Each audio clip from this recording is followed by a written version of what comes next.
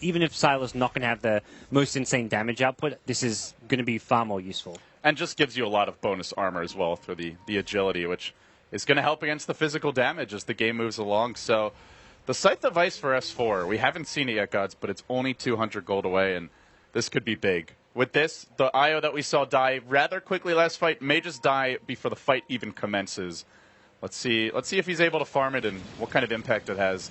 That's the kind of playmaking item that they don't really have when it comes to abilities for that instant initiation. Yeah, they really need it against the BKB carries especially. And Tiny doesn't have one now, but, you know, at some point he's kind of making his way towards one either after his Assault Cuirass or even as his next time after the Yags. You need to have a late-game Hex, otherwise they have no control whatsoever for LGD. This is not a very farm Tiny, though. And in fact, nobody particularly farmed this game. There's just been so much fighting. Good creep scores around the board, but a lot of deaths for pretty much every core. You've got 4 on the Shadow Fiend, 2 on the Tiny, who isn't quite there in terms of the farm department. And as a result, Heroes taking a bit longer to head towards their big, beefy items that come out in the mid to late game. Yeah. But we see defensive postures from both teams. Hiding in the trees, the Earthshaker of Yao to the south. Back in the Dire jungle, MMY just sitting behind Sylar. Everybody knows a bad fight here is going to give up a Roche to the enemy squad. And with that, you mentioned how good LGD is at taking objectives. Secret is definitely one of the best teams in the tournament in that department as well.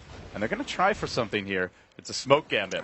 Moving straight into Roche. They may just try to sneak it straight up. Yeah. And there's actually no Dire vision anywhere nearby. But everybody's missing as well for the Dire. And they have a deep ward here towards bottom.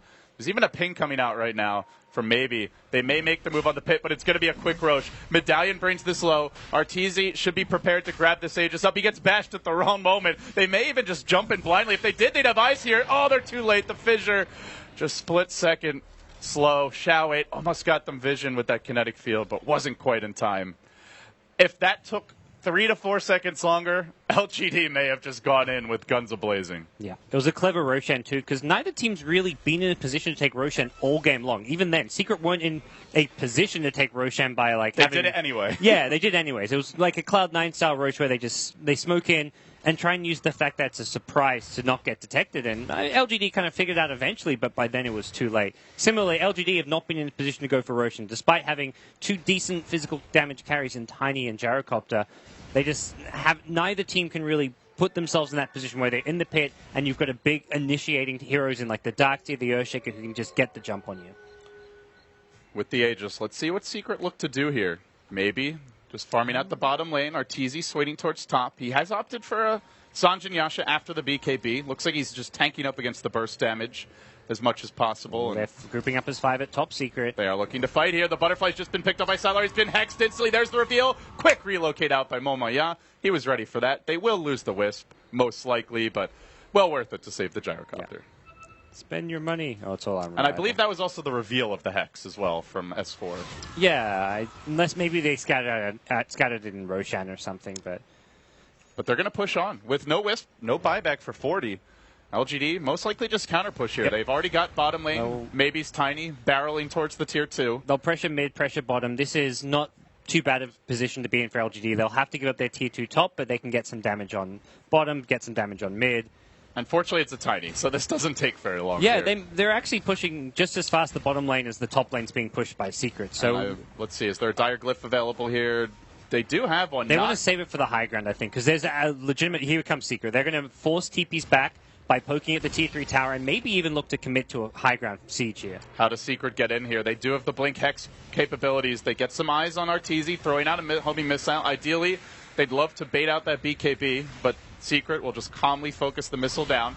And now they've got the IO of MMY back. No relocate just yet, though. It should be cooling down in relatively short order. 1 second and counting. Now they go. On to Arteezy. Doesn't BKB. Very patient. I feel a lot of carry players in that position would just panic, insta BKB, and then any chance of pressure is over for over a minute. But and good play from LGD. You've got to just use that combo, get SF down to half HP, because that's how you're going to stall the push. He doesn't want to throw his Aegis away for nothing, so you have to just get whatever free damage you can on that Aegis pushing carry. And Secret decide, well, they're just going to keep doing that. We're going to back off. Otherwise, we're kind of wasting our time here. As much as they'd like to be able to get a tier 3 tower and racks with this Aegis, once LGD had 5 alive again, it just wasn't going to be possible. It feels like Secret are about to hit a really good timing. Kuroki has the level 2 Death Ward. He's almost completed the Ags. somehow Kuroki always finds this farm. I mean, you look at the hero that he's on, and it doesn't feel like a Witch Doctor should be able to farm the way some of Kuro's other signature heroes do, but somehow he always finds a way. And with that Ags, the level 2 Weave also in play, all the minus armor they have through the Death Ward, and Arteezy about to get his next big item up to 4.3k. That could be the opportunity to go for a high ground push. But now Xiao 8 caught out. This is big if they can find him. He glimmers and tries to run away. They have detection, and they will bring him down. Quick pick there for LGD. And it's going to be up to, for Secret, and it's going to be up to LGD to back off. Yao gets caught mid. Oh, this is the one they can't afford. Losing to support's one thing, but Yao's dead for 45, and Gods, he doesn't have a buyback. Good news is mid lane has been shoved deep towards the tower. Yeah, I feel like both those pickoffs a bit sloppy from LGD. And the first one was just good Secret response. As soon as they see the dewarding happening, they take the jump. But Yao, he knew where they were. He knew they could just blink and get to him quickly, but didn't really respect the initiating power of Secret. It's the Scythe of Ice. It's been the difference maker here. Top lane, Vac Wall thrown out just the TP to discourage LGD, and that means they'll be lacking a hero for the base Neither defense. hero has TP. Creeps are coming in right now. They're going to raise up the top lane and focus on mid, it looks like. Sylar sprinting back. Fortunately, he's got the butterfly, activates it immediately, but he may not have evasion for this upcoming fight. We'll see if it cools down in time. Arteezy, there's the Thunder Strike onto him. Respawning in a moment is Yao, and they do get eyes on Sylar. The Hex again, they've trapped him outside the base. Puppey was expecting the walk back, and Sylar tries to run. He's even committed a BKB, but the Queen of Padon, and right-clicks from the Shadow Fiend of Arteezy, enough to bring him down. Again and again, Secret finding the picks, and all of it on the back of this Scythe of Ice from S4.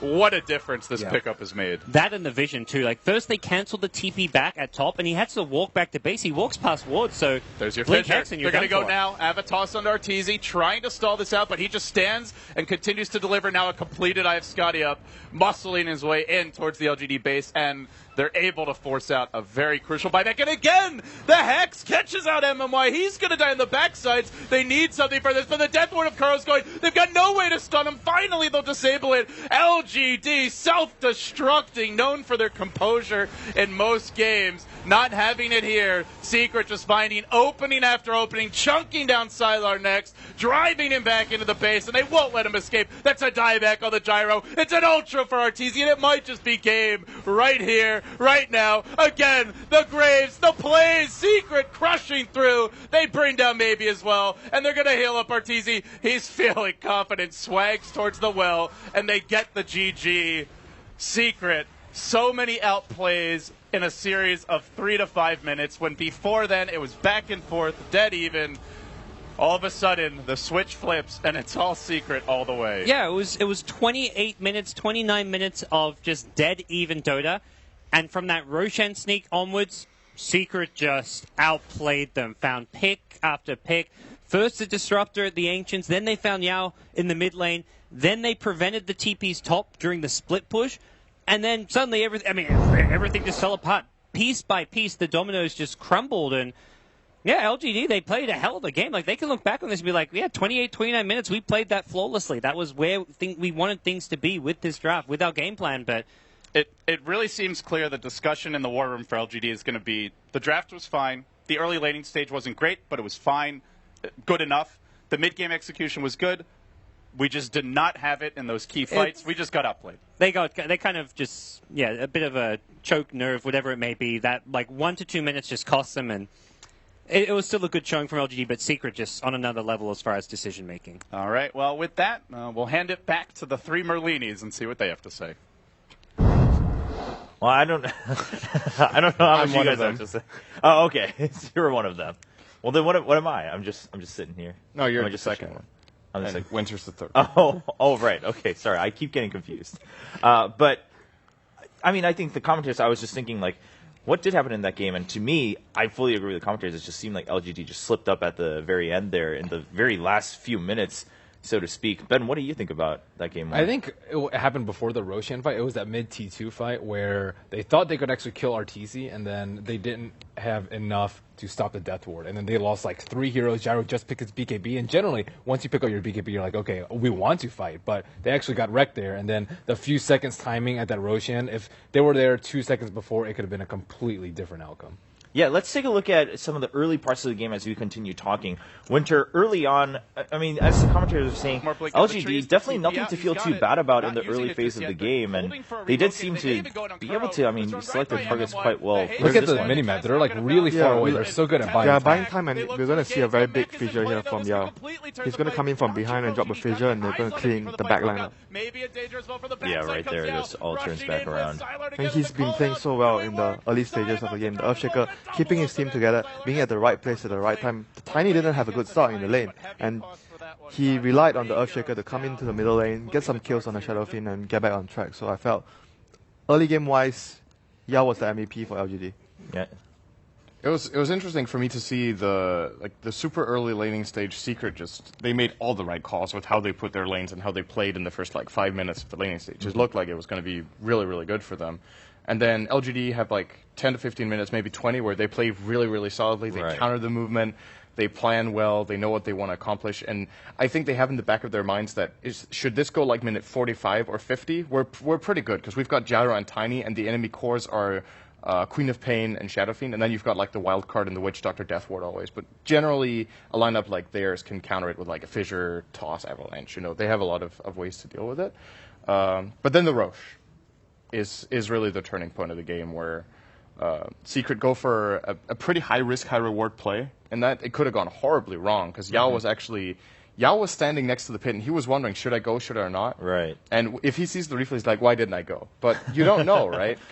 No, he was actually hesitating as well. The moment where he was near the pit, he was waiting for the sentry to come. Someone came over with a sentry towards the high ground area to make sure that Secret has no vision of him. That's why he was very hesitant on going in.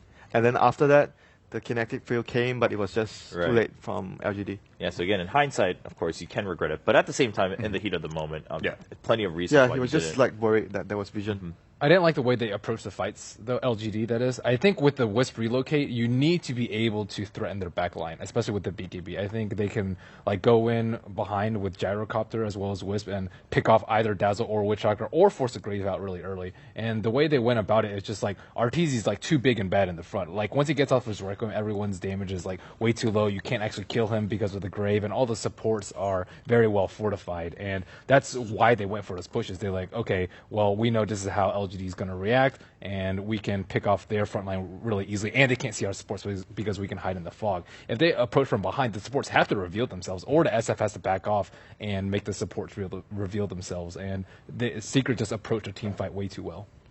All right, so let's take a quick look at the ending moments here of that game as we wrap up just our thoughts on Game 1. Going into it, we said possibly the best matchup of the group, maybe even of the whole group stage coming in the first week.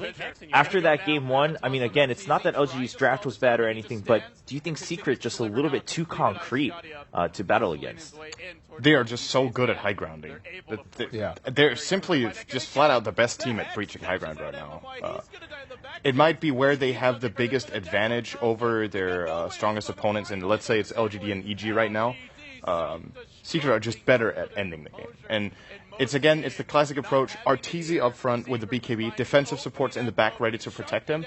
And I think at this point he doesn't even have the Aegis, right? They're just not scared. Or did he have the Aegis? I think he had the Aegis. He still has the Aegis? No, he doesn't have it. Yeah. He used the Aegis already. Right. I think it expired before. When the clip started, I think he didn't have it. Yeah. But they still go high ground. No, he actually had it when... Oh, yeah, that's right. He had it, and yeah, this is the second phase of that fight. It's a long fight. Right, yeah, with it did multiple extend quite buybacks. a little bit. Yeah, that's right. So, it's just very stereotypical. It's very clear that Secret, when they draft, already prepare for how are we going to end the game. They're not drafting to just win the lanes or anything.